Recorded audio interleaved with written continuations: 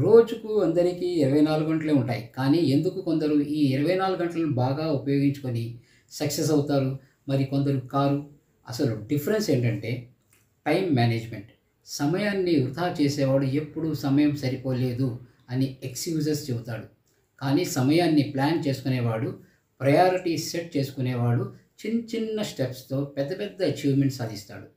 APJ Abdul Kalam sir చెప్పినట్టు ఇది తర్వాత చేస్తాను అని వాయిదా వేయకండి. వెంటనే చేయండి. అప్ ఇప్పుడే ప్రారంభించండి.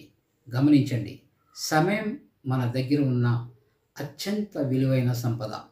దాన్ని ఎలా ఉపయోగిస్తామో మన ఫ్యూచర్ కూడా అలా షేప్ అవుతుంది. ఒక్క నిమిషాన్ని సరైన దిశలో పెట్టుబడి పెడితే మన గోల్స్, మన డ్రీమ్స్, మన జీవితం అన్నీ మారిపోతాయి. టైం వేస్ట్ చేస్తే లైఫ్ వేస్ట్ అవుతుంది. టైం ఇన్వెస్ట్ చేస్తే లైఫ్ బెస్ట్ అవుతుంది. రోజు 24 గంటలు కాదు, ఆ 24 గంటల్లో మనం తీసుకున్న డెసిషన్స్, మనం పెట్టిన డిసిప్లిన్, మనం చేసిన కాన్సిస్టెన్సీ, ఇవే మన డెస్టినీని నిర్ణయిస్తాయి. Thank you friends.